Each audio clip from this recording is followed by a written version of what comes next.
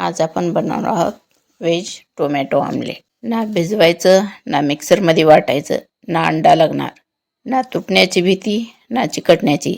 चला तर मग अगदी 5च मिनिटात तयार, झटपट पटापट बनवूयात व्हेज आमलेट. असा आमलेट ना कधी खाल्ला ना कधी केला असाल. चला तर मग बघू कसे बनवायचे ते.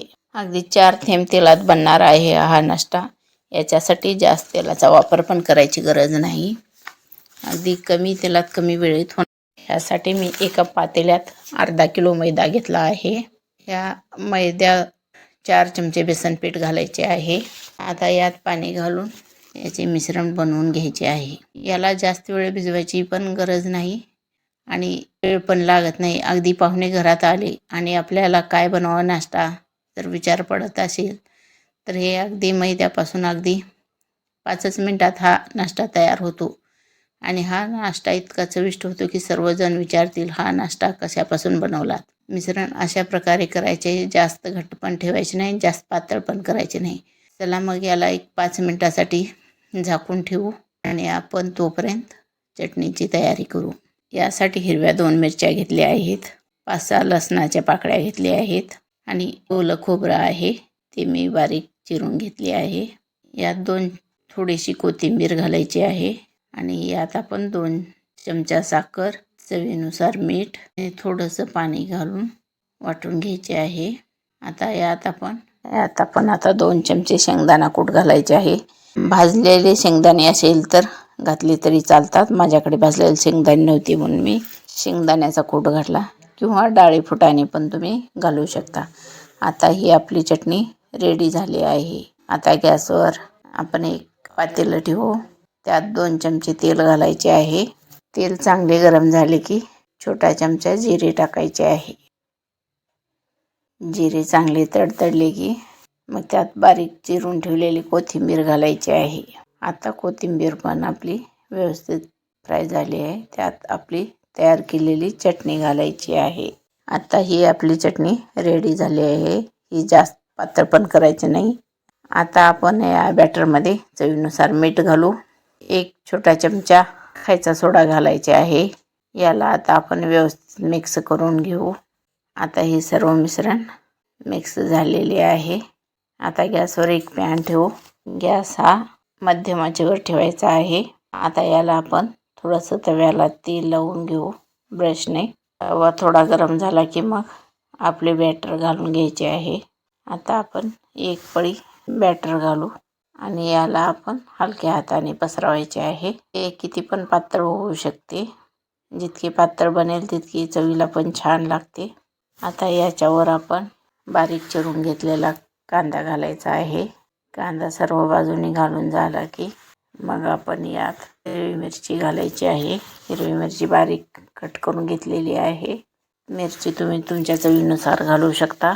लहान मुलांना करायचं असेल तर मिरची न घालता करा. आता वरून बारीक चिरलेला टोमॅटो घालायचा आहे.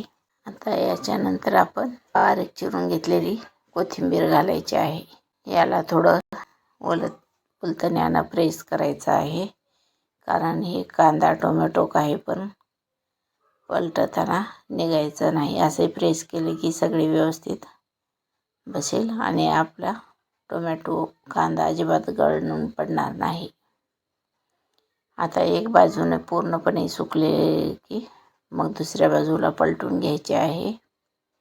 आता आपण दुसऱ्या बाजूने पलटून घेऊ.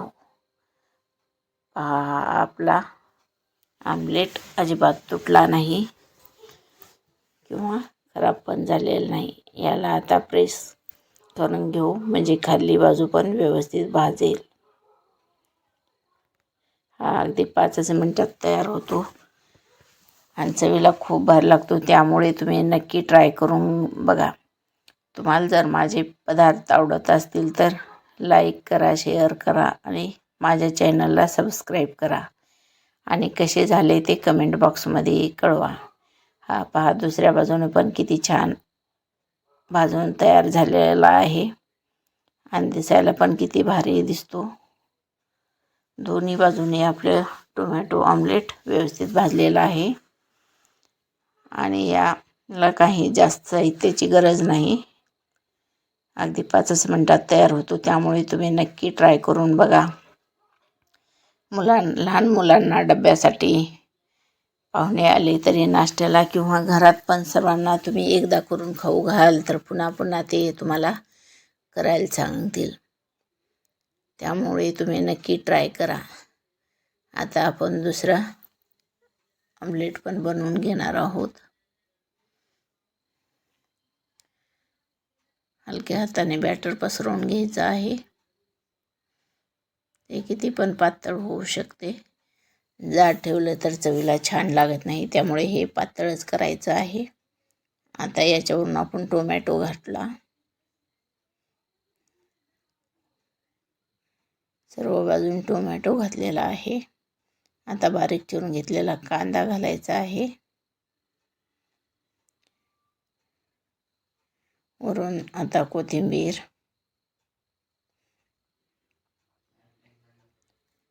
आणि हिरवी मिरची घालायची आहे. ज्यावेळेस लहान मुलांना देतात त्यावेळेस हिरवी मिरची घालू नका. आणि आपली खोबऱ्याची चटणी केलेली आहे त्यात पण आपण मिरची घातलेली आहे.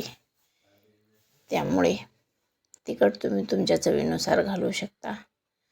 आता एक बाजूने व्यवस्थित भाजून झाले आहे. आता याला आपण दुसऱ्या साईडने पलटून घेऊ. हे पलटत असताना अजिबात तुटत नाही किंवा तव्याला पण अजिबात चिकटत नाही. तुम्हाला हवं असेल तर पाठीमागून पण थोडंसं ब्रशने तेल लावून घेऊ शकता किंवा बिगर तेलाचं केलं तरी पण चिकटत नाही, छान होते. आता आपला दुसरी बाजू पण पलटून घ्यायची आहे. दुसऱ्या बाजूने पण व्यवस्थित प्रेस करून भाजून घ्यायचे आहे. यामुळे टोमॅटो कोथिंबीर सगळी व्यवस्थित चिकटून बसते. म्हणून याला थोडं प्रेस करून भाजून घ्यायचे आहे. आता आपला दुसऱ्या साईडने पलटून घेऊ. हे पहा किती छान व्यवस्थित बसले. अजिबात कांदा टोमॅटो किंवा कोथिंबीर काय पण खाली पडलेलं नाही. याला दोन्ही साईडने व्यवस्थित भाजून घ्यायचे आहे. आता हा आमलेट तयार झालेला आहे. हा टोमॅटो आमलेट लहानापासून मोठ्यापर्यंत सर्वांना आवडतो. लहान मुलांना तर खूप आवडतो. हे एकदा खाल्ले तर ते तुम्हाला पुन्हा पुन्हा करायला लावतील. करायला पण अगदी सोपं आहे आणि हे नवीन डिश आहे. हे आमलेट कधीही कोणीही केलेलं नाही. त्यामुळे तुम्ही नक्की ट्राय करून बघा. तुम्हाला पण खूप आवडेल आणि कसे झाले ते मला कमेंट बॉक्समध्ये नक्की कळवा. धन्यवाद.